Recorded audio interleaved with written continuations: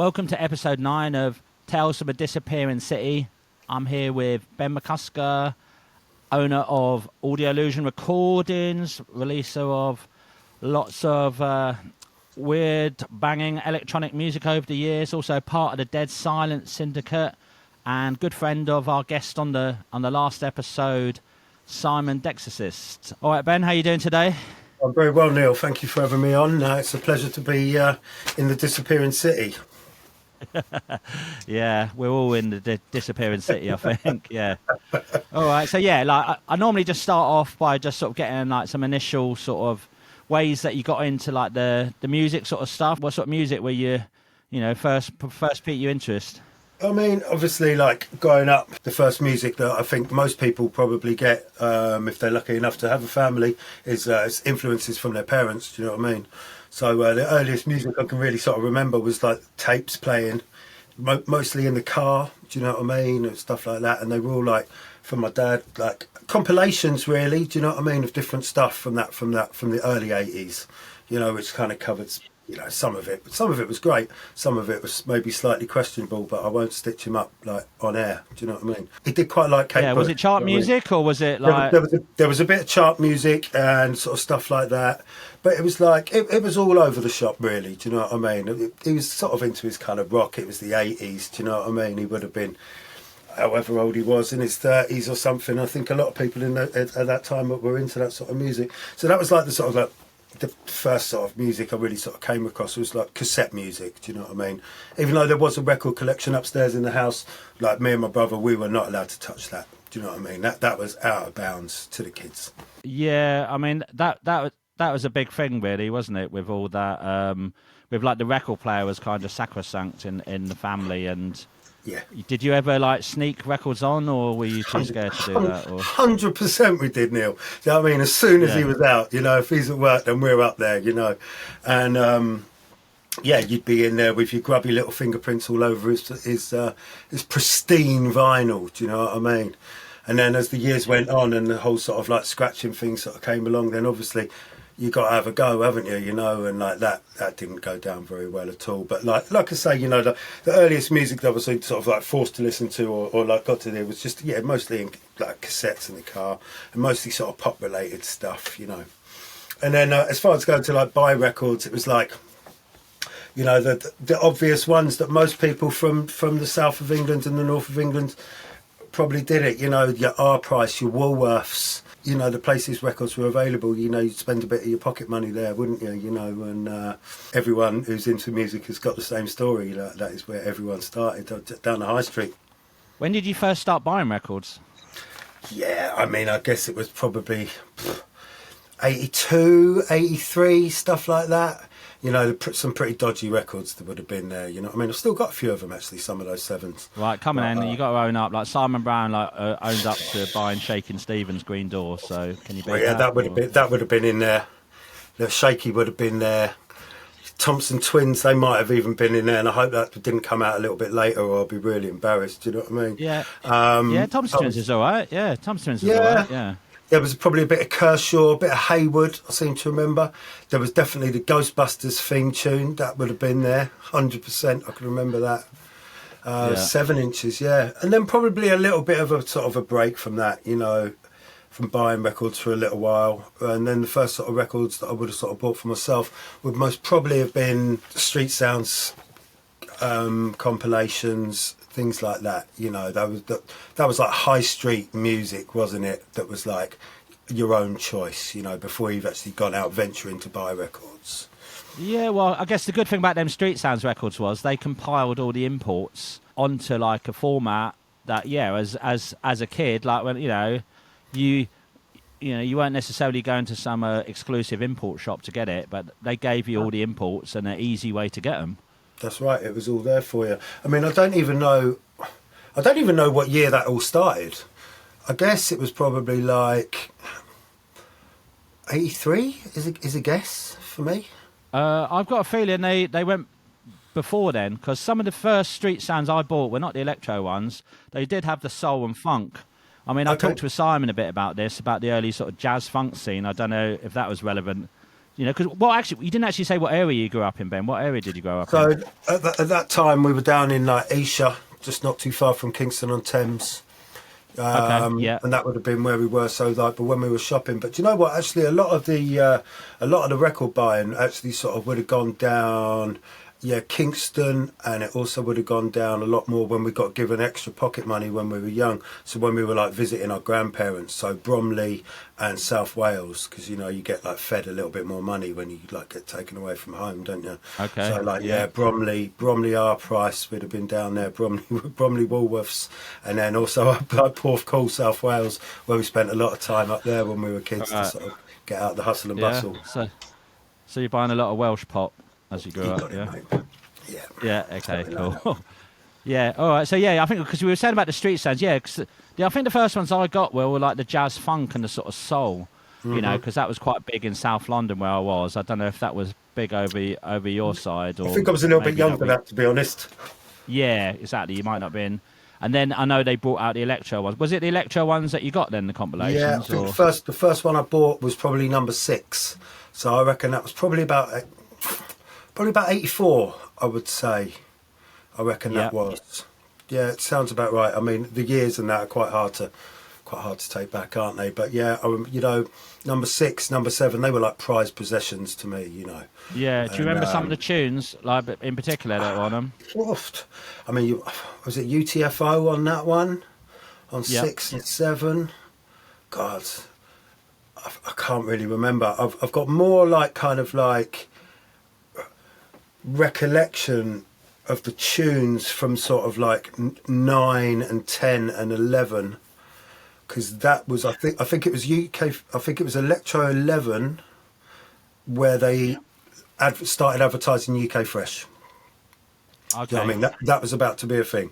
So UK Fresh, for people that don't know, was like one of the first big, or maybe the first, I don't know, like sort of big hip hop concert or electro concert in the UK, sort of Wembley Arena. I'm going to say it was July 1986.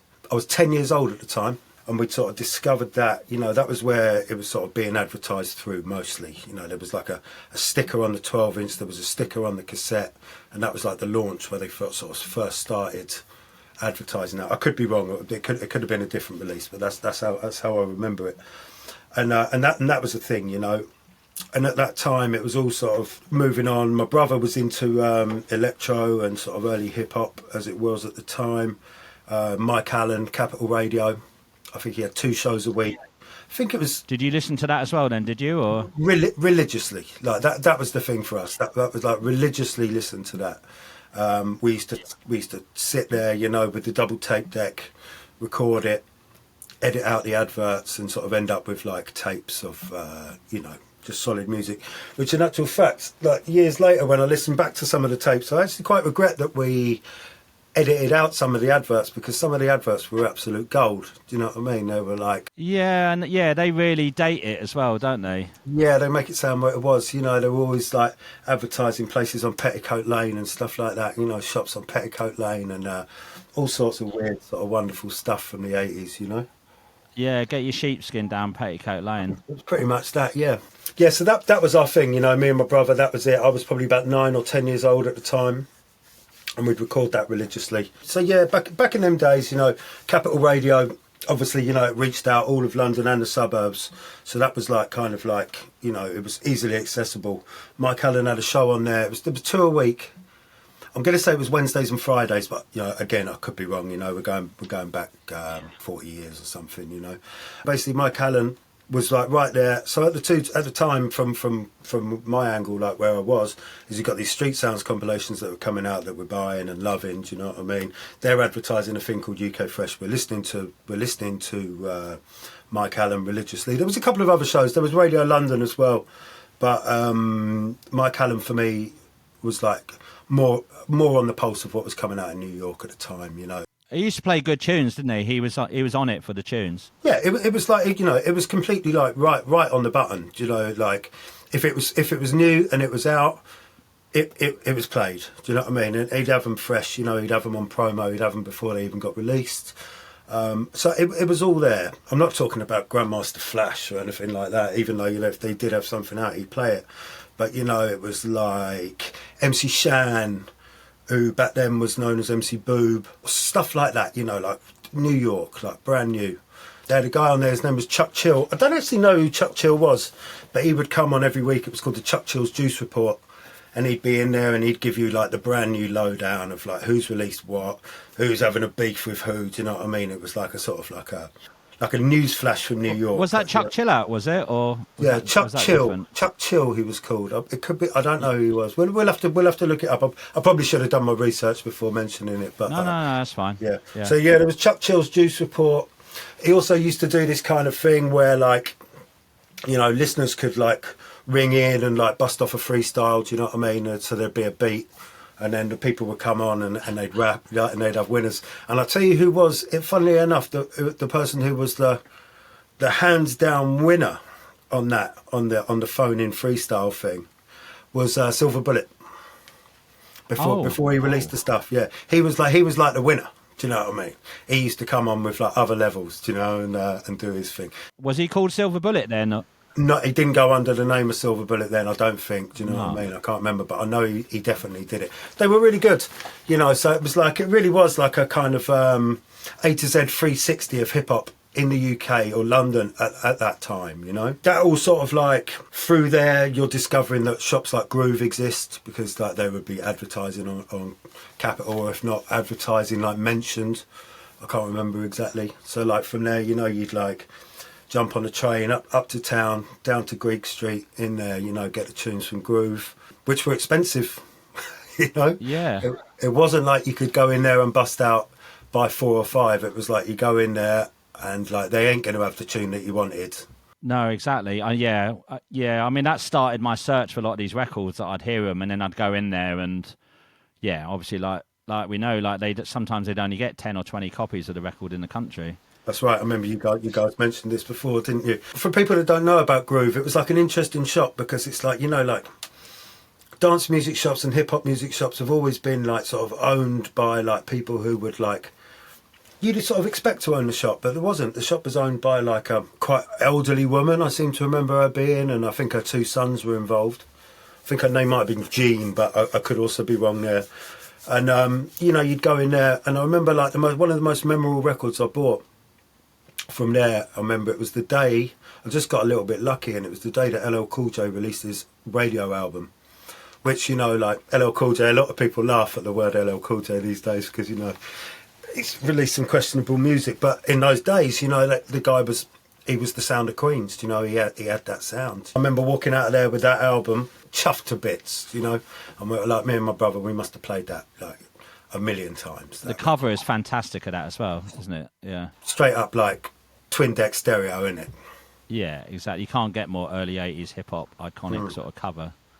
Because right. that was Rick Rubin production, wasn't it? Was it Rick Rubin? Or I believe it was, yeah. I believe it was all the same 808 used on that the Beastie Boys used. It was like the kind of Def Jam 808 that they all shared. You know the story, it was meant to be like Tila Rock. They were going to do Tila Rock, and then really? sort of some disagreement or something. But anyway, they chose LL Cool J instead, you know. They took the ladies' love and put him on wax. Yeah, exactly. Cool James. Yeah. He was. The ladies love him, man.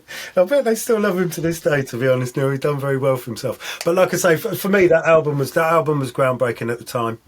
You know, it was like it had everything on there that you sort of needed. It was good. Well, it's that stripped down sort of drum machine, sort of brutal sort of sound as well. Yeah. Absolutely, yeah. You know, it was a good bit of kit. Anyway, I bought that out of Groove. I think another one I bought out of Groove was The Bridge, and I think I might have also picked up another slightly questionable name now. It was like a Samix-a-Lot, you know. He was like out and about at the time, and I think I picked up stuff like that. But going back to the Mike Allen thing, you know, it was quite funny because, you know, there's all the sort of like hip hop that you could still play today, but you've got to remember it was 1985, and there was actually quite a lot of sort of quite dodgy sort of music used to come out there. They used to make a lot of sort of like joke rap records and stuff, you know what I mean? There was a lot of sort of like novelty bits and pieces going on. Like there'd be a Christmas song every year that someone had put out, do you know what I mean? I'm sure they are like proper embarrassed about these days to listen to. Obviously, I got loads of tunes from that era, and there are some that I probably wouldn't play out. They're more just my own little, you know, keep them in the racks and like. That's right. That's right. But anyway, so that was like the progression really. So it was like, you know, for me, like Capital Radio, a little bit of Radio London, listening to that, buying the records. We used to buy them on vinyl and record them onto cassette rather than buy the cassettes, because obviously cassettes and Walkmans were a big thing at the time, because if you're doing your paper round, you know what I mean, you've got to be listening to the beats, haven't you? You know, that was how it went. Well, exactly, yeah. Listen to LL Cool J while you're pushing the Daily Express with someone's door. Pretty much, it was, yeah. I don't know if it was really the Daily Express in my area, do you know what I mean? But what was it, Daily Mail? Well, no, to be honest, like paper rounds, that was a funny thing, because like I always used to do my paper rounds. It was basically slave labour, you know what I mean? I can't remember how much we got paid for it. But I always wanted to get the paper round that delivered to the blocks of flats, you know what I mean? Because it was a lot quicker, you know what I mean? Everyone's reading the mirror, and you could just like ding, ding, ding, ding, slap it out, you know what I mean? But you had to work your way up to that. When you started off as a paper boy, like they used to give you the big heavy rounds where people were buying the Times and the Telegraph, and that was a lot of weight on a BMX for a 10-year-old kid in 1985, Neil. Oh God, you were doing it on the BMX? Of course, mate. Yeah, there we go. Listen to your Walkman and wearing some dealy boppers. Yeah.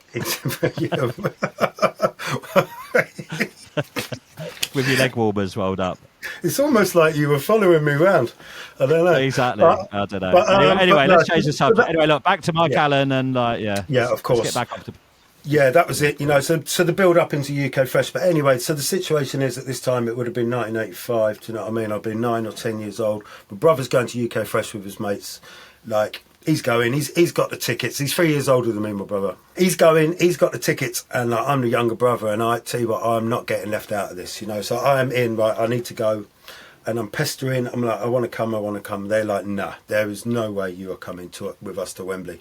Anyway, I kept on. And in the end, I managed to negotiate a deal, much to my brother's discontent, that I could go to UK Fresh, but it meant my mum had to come as well, right? So now my brother's gutted, yeah, because like my mum's coming, do you know what I mean? And I mean, I'm chuffed to pieces. Anyway, cut a long story short, I get there. I'm in there. We got our tickets. There was two shows to UK Fresh. Like I said, I believe it was in July 1986. It was definitely in 86, and I think it was July. There was two shows. There was an afternoon show and an evening show. We got tickets to the afternoon show. It was probably like a 2:00 start or something like that. Opening act was DJ Cheese and Word of Mouth, who were big at the time. They just released King Tut and Coast to Coast. Absolute classic. Yeah, do you know what I mean? Other people on the lineup. Roxanne Shante was supposed to be there, but she didn't turn up. She was ill. Mantronics, I believe, played the evening show, which we were gutted about, because we were big Mantronics fans. You know, that was a big name in our house. Lovebug Starsky, you know, a lot of people don't know about Lovebug Starsky, but you know, he was a big thing back then. Well, do you know about him, because he goes back to, I've got records by. It really goes back. When he was called, that's right. When he was called Starsky, and he went back to 79, 80. Yeah. Like really. He's like one of the originators. Yeah, he was like the early sort of hip hop thing, and then because again there was like that little weird division in like the early hip hop where it was all the party rap, and then you had the drum machines with Run DMC, and he was one of them who almost transitioned, and obviously exactly. You know, trying to get on what the new fresh sound was. Yeah. That's right. So yeah, going Starsky. Who else was there? I'm going to say Houdini. Houdini was there. Captain Rock. Don't know if you remember Captain Rock. He was there. He was a big thing at the time as well. I love Captain Rock. I mean, like me and my mate you talked about cheesy records, and like the Captain Rock records are amazing. But me and my mate used to piss ourselves at all the lyrics on the Captain Rock rap. Yeah. He come out on the day at Wembley Arena, and he was just like sort of halfway through some sort of lyric or something, and then somewhere in there, I don't know what sort of came over him really. He just sort of like started shouting penis over and over again, and he was just holding his crutch, you know what I mean? Like standing at the front of the stage, just penis. It was like, you know, he maybe let himself down there. But he was good. Grandmaster Flash and the Furious 5, you know, obviously amazing. They was all dressed up as full stormtroopers, do you know what I mean? Grandmaster Flash was there. Furious 5, full stormtrooper outfits, performing the classics.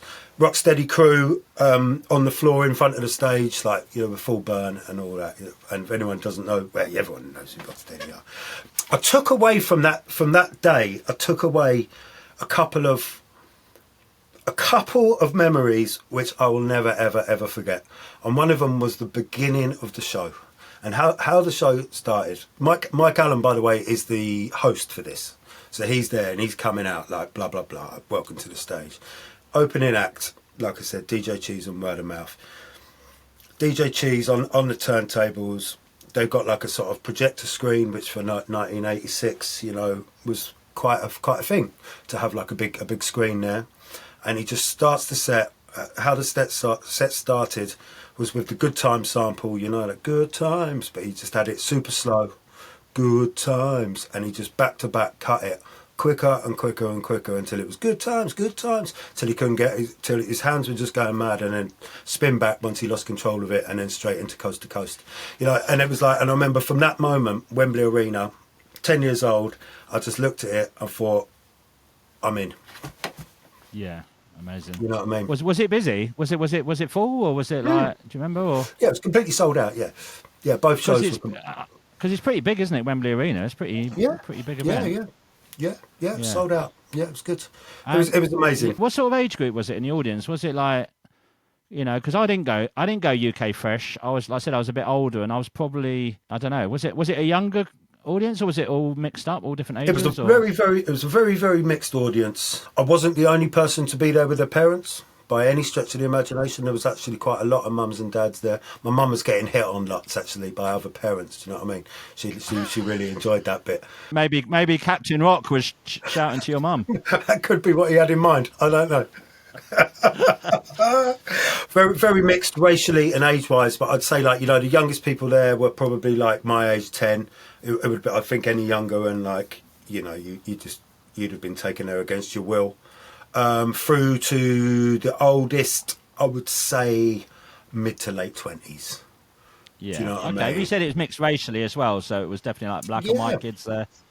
Yeah, white kids, black kids, everyone, man. India, everyone there. There was nothing like that, and it wasn't moody at all. I was a little bit concerned it was going to be a bit moody, but it wasn't. The vibe was good. You know, it was exciting. I think everyone was just excited to finally see everything that they've been listening to for all that time. You know, it was an important show. The only other person I know personally who went to that was Phil Klein, Bass Junkie, Final Dream Phil.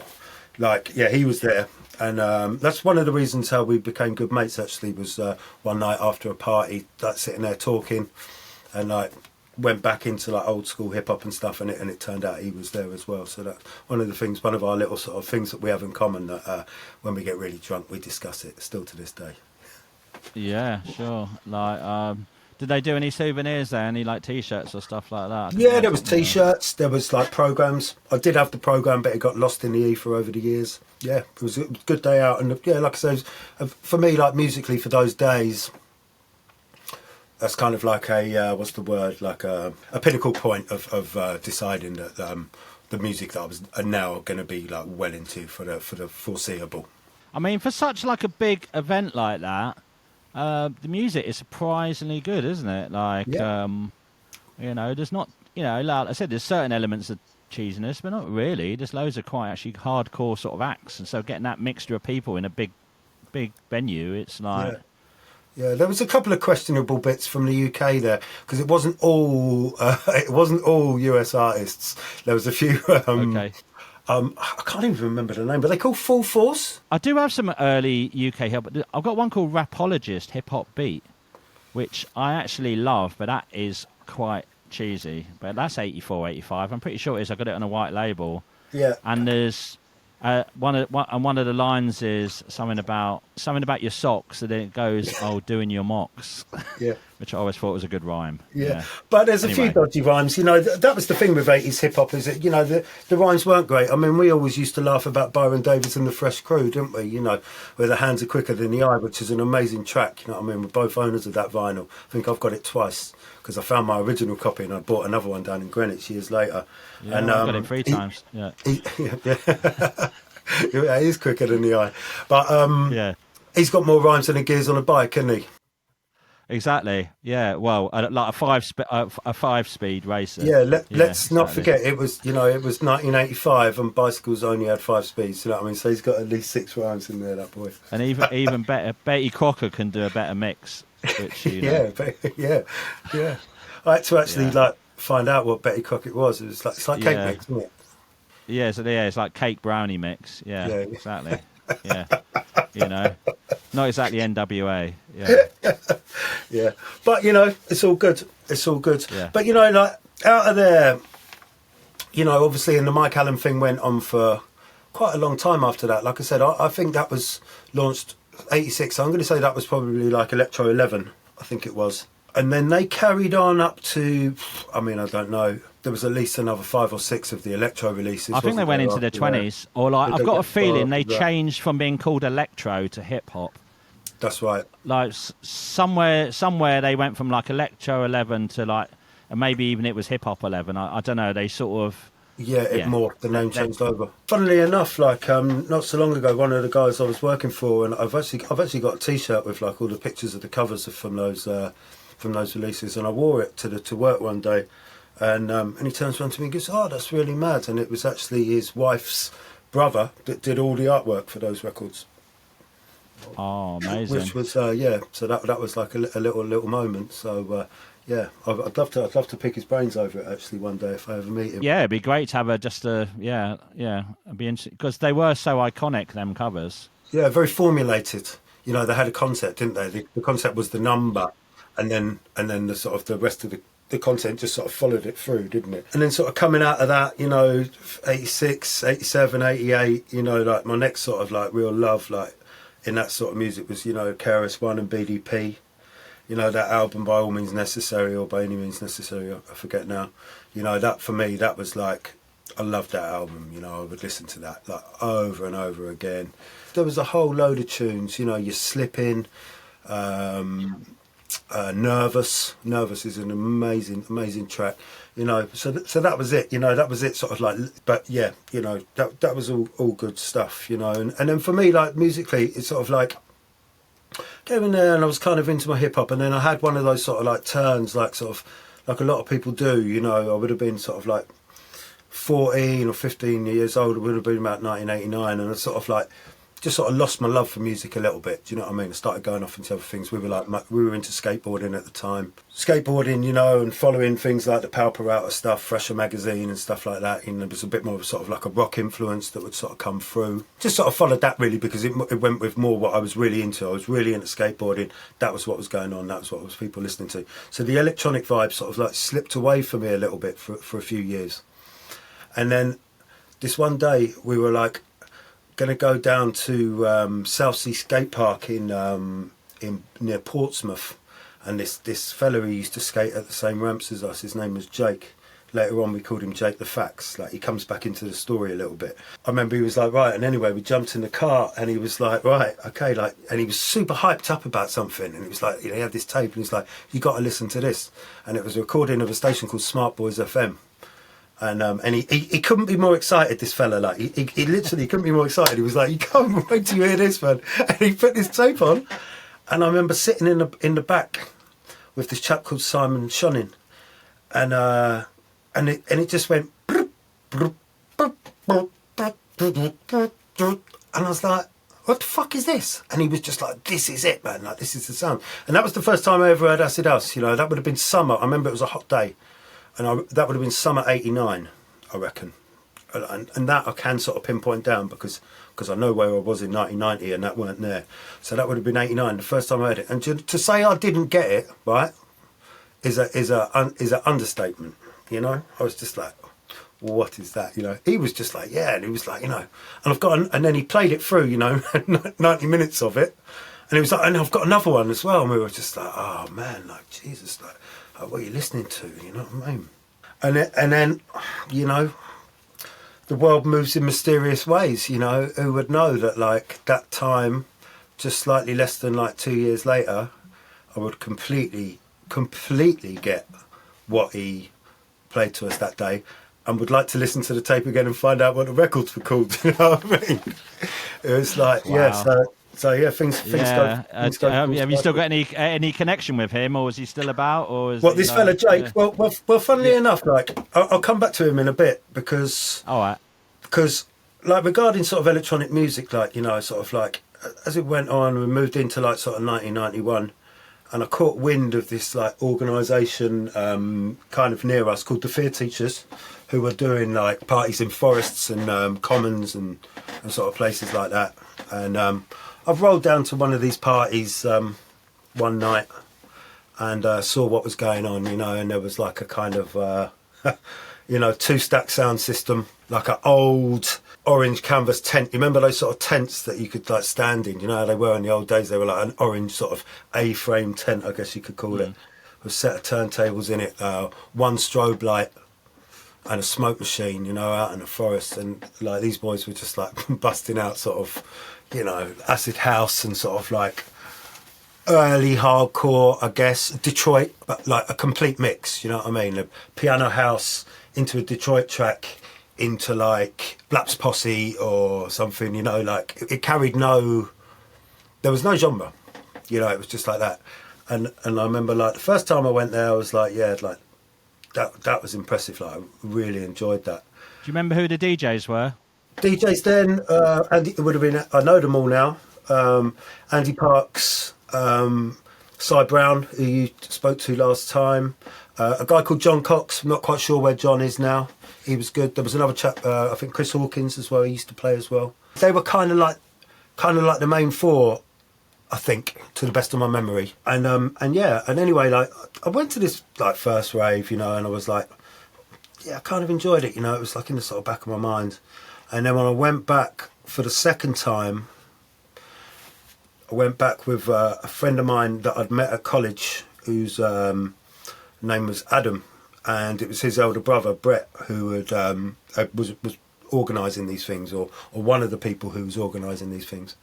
And we went back to it, and this one it was in a like a huge bowl, like a dip, in the middle of a forest in a place called Alton, like out in Hampshire. And you had to like park your car like right up in this like forest car park, walk down this long track. People are everywhere, all around you, proper excited. Get down to this place for the parties, and the party's in a huge bowl. There's a huge knotted rope hung around a tree with like knots in it, and you've got to lower yourself down into this bowl, like to get to the bottom of it. You get down to the bottom of it, you know, black and white, kind of dubious, satanic-looking kind of backdrops. Like maybe like I think they'd like stepped it up a little bit now, maybe 2 or 3 strobe lights rather than just one. You know what I mean? Maybe just like one sort of red light just sort of scanning over the top of people's heads. And that was it for me. Like I popped there that night, and then it was just like, right, game on. This is it. Like now I understand that music. Like that is a thing. That's what I want to do. You know, I'd always been DJing as well, all the way through this. Like from the things, I always had like some decks of some sort. But now I was like, right, I need to step this up. I need to learn this beat matching thing, because up until then we were just sort of cutting and scratching and just sort of playing stuff from the beginning and that. And now I was like, right, got to get this beat matching thing together. Well, it's a different type of mixing almost, isn't it? I mean, you obviously can mix hip-hop like that, but the house-style mixing is obviously a bit more blend and, exactly, you know, ride the beats, yeah, and mix it in. Absolutely. You know, the blend was like... The blend back then, you know, that's what people wanted. People wanted to listen to long mixes, you know. You wanted to hear... In a perfect world, you wanted to hear 2 of your favourite tunes mixed together for 5.5 minutes. Do you know what I mean? That was it. You know, if someone could do that, then that was what it was all about. But yeah, so that was it. That was the changing thing for me, and that was sort of probably towards the end of summer 1991. I would say that was. It was there was only a couple more parties that year. I remember the police turned up to raid it, and back in those days, you know, there was no rules. You know, like there was no law. They had nothing to like. No reason to really come and shut it down. No one could hear it. It's in the middle of the forest, you know what I mean? So the police ended up just hanging around, and by the morning, the police were just like playing rounders with their truncheons and like a tennis ball. Do you know what I mean? It was like, you couldn't. There was nothing to get busted for. You know, it wasn't illegal. It was good fun, but it weren't illegal. You talked about some of the early DJs playing at the Fear Teachers. I know you mentioned 4 of them. Were there any others who were sort of playing around that time? Yeah, do you know what? It's a good question actually, and there was, and if you hadn't mentioned that, I might have forgotten them. But there was another pirate station that came out of Slough, which was had good reception in our area. The station was called Green Apple, and the lads from Green Apple used to come down as well, and sort of you know, traditional style. No one really knew them on a personal level, do you know what I mean? But like come down with like a, you know, a pack of 30 in the bag, do you know what I mean? And like give us a go on the deck sort of thing. And interestingly, they used to play sort of, they sort of went away from the sort of like the housey sort of like Detroit-y early techno kind of thing that the Fear Teachers boys were like concentrating on, and they were playing more like the kind of what would develop into rave sort of thing, because Green Apple was a sort of like a hardcore station, you know, hardcore used in the sense of like rave music. They would be there as well, sort of doing their thing. Pirate stations in our area in those days, there wasn't a lot, you know. There was Smart Boys that I mentioned earlier, which, like I said, was a bit before my time and I didn't really get it. Smart Boys, it was rumoured that Smart Boys was transmitted from a boat going up and down the Thames. If that's true, I don't know, you know what I mean? Don't quote me on that. But that was it, you know, back in those days there were those sort of rumours, weren't there, you know, because no, unless you knew anyone personally, it was just like word of mouth, Chinese whispers, do you know what I mean? Well, it was exciting tuning into some of them stations, wasn't it? That was the sort of buzz of like the crackly sort of reception, and you're like, bloody hell, who's this transmitting? That's right. Yeah, it was like, you know, there was no real talking at all. The only way I remember it, but listening back from the tapes, was just, you know, it was pretty much solid music, and then they just come on, Sounds of the Smart Boys 101.2. And that was kind of it, you know what I mean? I don't remember there being any shout-outs, any phone numbers, any pager numbers or anything like that. That wasn't the thing. But yeah, Smart Boys was like definitely, to those that remember it, acid house, I would say, was the genre. Do you know what I mean? It really was that thing. And I think from the best of my memory, they were pretty damn good at it. Do you know what I mean? I think they were like, they had their ear in, they had the collection, like, way back then. I did do a little bit of research about Smart Boys, and I believe it only ran for maybe, like, 18 months to 2 years maximum. I think it was, like, 89 to 90 sort of thing. Maybe, like, around those things. Yeah, because you mentioned this before we had our chat, and, like, I'd never heard of Smart Boys, but obviously, right. It's the other side of London for me, and... yeah, I don't know how far. You know, I don't know how far they were transmitting. It was West. It was a West London thing, and then funnily enough, it was after we did have that little chat and we mentioned Smart Boys. I looked on Facebook and I was like going through there, and there's some page on there called Raved in the 90s or something, which is a bit of a tricky read at times. Do you know what I mean? But one of the posts in there was, which pirate stations do you remember from the early days? And Jude, our man Jude, there, he actually commented on there, and I think he said Don FM and Smart Boys. Do you know what I mean? Which made me think. So it's like, other people do know. Jude Scan 1 you're talking about? Yeah, Jude Scan 1. Yeah. I saw he posted in there, and he was like, I think he said Don FM. Don FM was the other one. I think they were out of Roehampton, so like just on the sort of entrance into London, you know, like sort of Wandsworthy sort of way. Don FM. They were. I'm seeing him this weekend, but I'll chat to him about that. Yeah, make sure to mention it. Do you know what I mean? But Smart Boys, it was kind of ahead of its time. Yeah, they were their fingers on the pulse right there. You know what I mean? Definitely fingers on the pulse.